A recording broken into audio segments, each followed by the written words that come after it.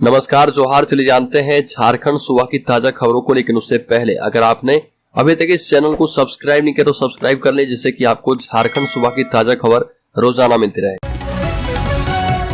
सबसे पहली बड़ी खबर, राज्य के मुख्यमंत्री हेमंत सोरेन ने कहा कि आपकी उम्मीदों और आकांक्षाओं को पूरा करने के लिए सरकार प्रतिबद्ध है। झारखंड के मुख्यमंत्री हेमंत सोरेन ने कहा कि आपकी उम्मीदों और आकांक्षाओं को पूरा करना मेरा कर्तव्य है।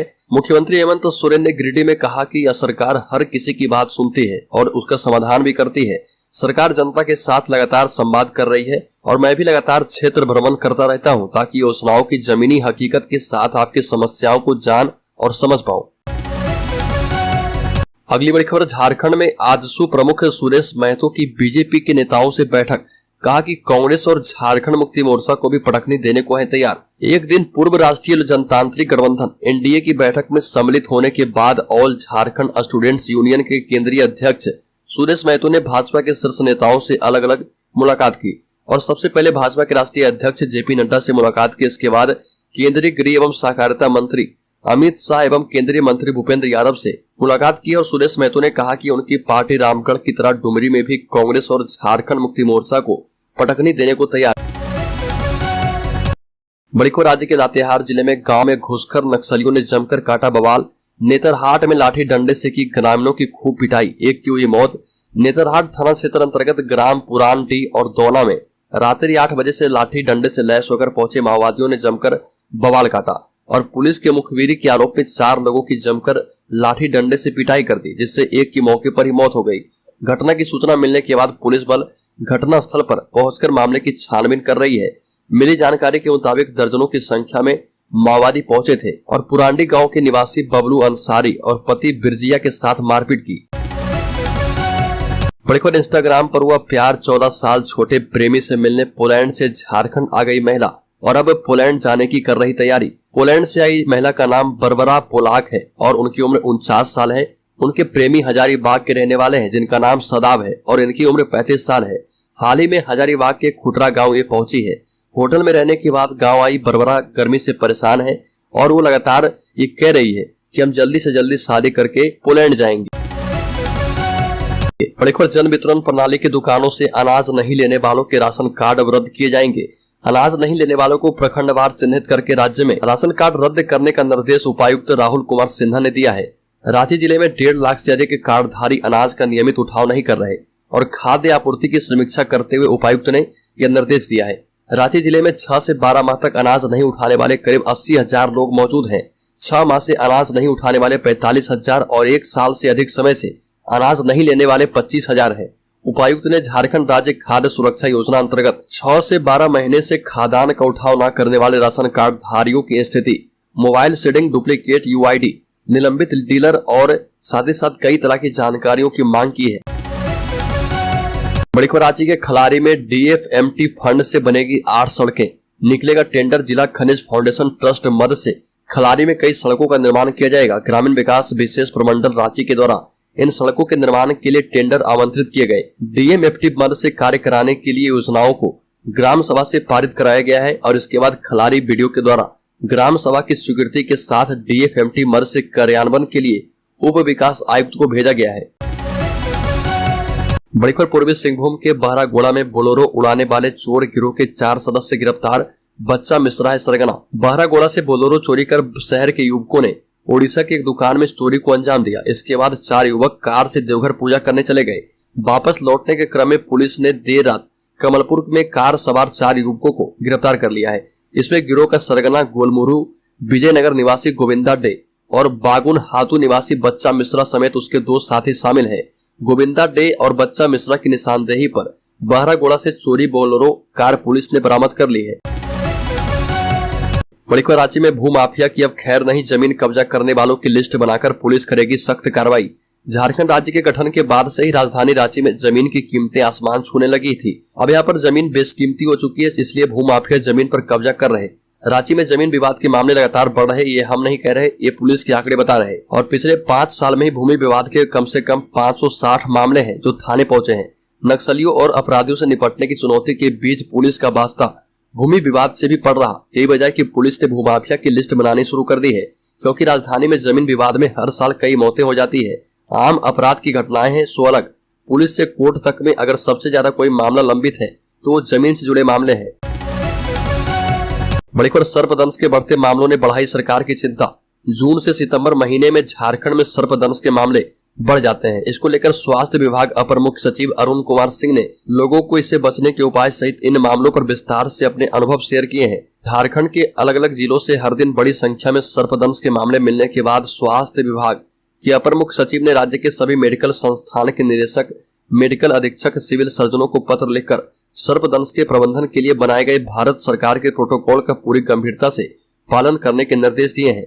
राज्य के अपर मुख्य सचिव अरुण कुमार सिंह ने कहा कि राज्य में मानसून की बारिश और उमस भरी गर्मी शुरू होते ही ग्रामीण इलाकों में सर्पदंश की घटनाएं अचानक बढ़ जा रही है।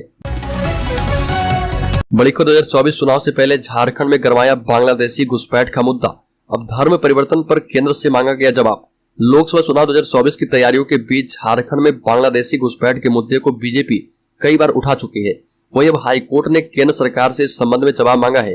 केंद्र सरकार की ओर से अब इस संबंध में कोई जवाब नहीं दिया गया है। कोर्ट ने केंद्र सरकार को 5 सप्ताह में जवाब दाखिल करने का निर्देश देते हुए 6 सितंबर तक का समय निर्धारित किया है। इस संबंध में राज्य सरकार की तरफ से कोर्ट में जानकारी दी गई है कि पाकुड़ में 100 से ज्यादा मदरसे हैं। इस साल संथाल इलाके में धर्म परिवर्तन का सिर्फ एक मामला बताया गया, जबकि मीडिया रिपोर्ट में कई मामलों की पहले से चर्चा है। बांग्लादेश से हो रहे झारखंड में घुसपैठ के संबंध में डेनियल दानिश ने जनहित याचिका दायर की है।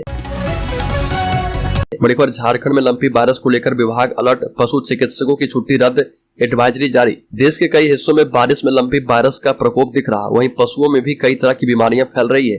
इसको देखते हुए जिला पशुपालन विभाग ने पशुपालकों के लिए एडवाइजरी जारी कर दी है। इसके बाद से पशुपालन विभाग ने वैक्सीनेशन का काम और भी तेज कर दिया है।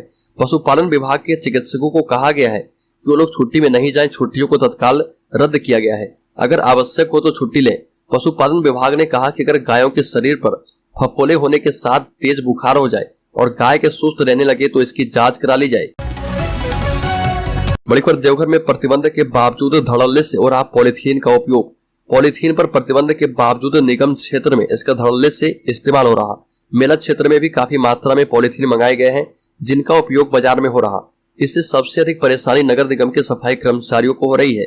पॉलीथीन से जहां सड़क पर गंदगी पसर आ रही है, वहीं नाले भी जाम हो जा रहे हैं। सड़क पर पड़े पॉलीथीन को तो सफाई कर्मचारी उठा ले रहे हैं, मगर नाले की सफाई कर्मचारियों के लिए मुसीबत बन रही है।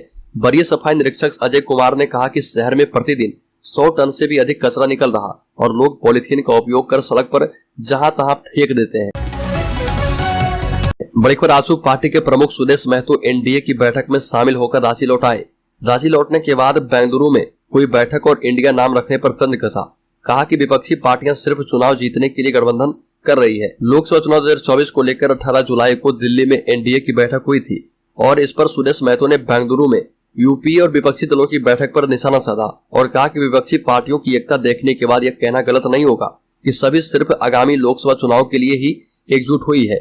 जनता की समस्याओं से कोई मतलब नहीं है। आजसू प्रमुख सुदेश महतो ने कहा कि जिस प्रकार से एनडीए में शामिल सभी दल पिछले कई वर्षों से देश के हित के लिए काम कर रहे हैं, उसी प्रकार से विपक्षी पार्टियों की मंशा कहीं से भी देखने को नहीं मिल रही है। उनकी एकजुटता सिर्फ और सिर्फ आगामी चुनाव में जीत और सत्ता पाने के लिए है। बड़ी खबर, बीजेपी प्रदेश अध्यक्ष बाबूलाल मरांडी के लिए बड़ी चुनौती। एनडीए की ओर से कौन दे झारखंड मुक्ति मोर्चा को टक्कर। लोकसभा चुनाव 2024 से पहले झारखंड बीजेपी के प्रदेश अध्यक्ष बाबूलाल मरांडी के लिए डुमरी उपचुनाव बड़ी चुनौती होगी। दरअसल झारखंड के दिवंगत शिक्षा मंत्री जगन्नाथ महतो की पत्नी बेबी देवी को बिना विधायक रहते मंत्री बनाकर मुख्यमंत्री हेमंत सोरेन ने अपनी ओर से साफ कर दिया है कि डुमरी विधानसभा उपचुनाव में महागठबंधन की उम्मीदवारी होगी, लेकिन एनडीए की ओर से उम्मीदवारी को लेकर अब तक कोई फैसला नहीं किया गया है। वही सवाल उठ रहा कि एनडीए की ओर से डुमरी विधानसभा सीट के लिए उम्मीदवार कौन उतारेगा, बीजेपी या फिर आजसू। बता दें कि अभी तक एनडीए की ओर से इसकी कोई आधिकारिक घोषणा नहीं है।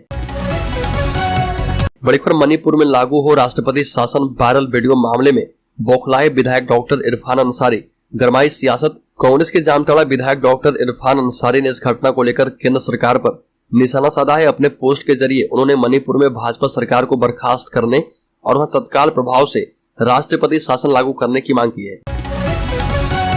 बड़ी खबर, झारखंड में रिश्ता हुआ शर्मसार, देवर के खिलाफ भाभी ने दर्ज कराया रेप का केस। पीड़िता ने थाने में जो शिकायत दर्ज करवाई है उसके मुताबिक 18 मार्च 2023 को उसकी शादी जिस शख्स के साथ हुई थी वो मानसिक तौर पर बीमार है और शारीरिक तौर पर कमजोर भी। अक्सर उसके पति की तबीयत खराब रहती है। पति की सेहत के बारे में उसे पहले से पता नहीं था। इसी का फायदा उठाते हुए उसके देवर ने उसके साथ जबरदस्ती शारीरिक संबंध बनाए। पीड़िता का कहना है कि देवर लगातार उसके साथ रेप करता रहा। पीड़िता के मुताबिक उसने शादी करने का भी झांसा दिया लेकिन बाद में मुकर गया, जिसके बाद उसे पुलिस की शरण में जाना पड़ा। बड़ी खबर आदिवासी धर्म कोड का जिक्र करके केंद्र पर बरसे हेमंत सोरेन। बीजेपी पर लगाए षड्यंत्र रचने का आरोप। झारखंड में स्थानीय नीति का मुद्दा थमने का नाम नहीं ले रहा। हेमंत सोरेन ने केंद्र सरकार और भाजपा पर हमला बोलते हुए कहा कि हम 1932 खतियान आधारित नीति लेकर आए, स्थानीय युवा को नौकरी मिले, वह नीति लाए। भाजपा आजसू ने षड्यंत्र के तहत उसे निरस्त करवा दिया। हम सरना आदिवासी धर्म कोड लेकर आए, उसे ठंडे बस्ते में डलवा दिया। यह छोटे छोटे गिरोह को खड़ा कर जनता को दिग्भ्रमित करने का षड्यंत्र रचते